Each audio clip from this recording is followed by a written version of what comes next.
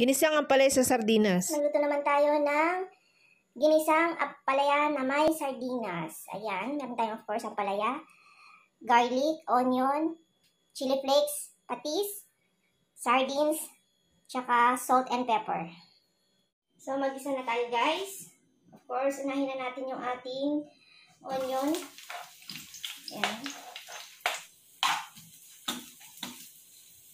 Unahin natin yung ating bawang.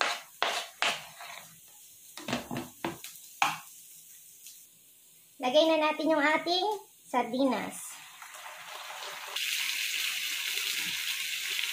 Ako, nihiwa-hiwa ako maliliit. Lagyan natin ng konting patis, konting chili flakes, salt, at pepper. Lagyan rin natin ng konting tubig. At ilagay na natin ang ating ampalaya. Pwede ninyong ibabad ang ampalaya with the water tsaka ng asin para mabawasan ng pait.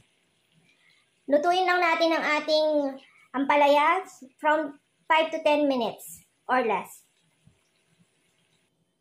Takpan natin para mabilis maluto. Ginisang ampalaya sa sardinas.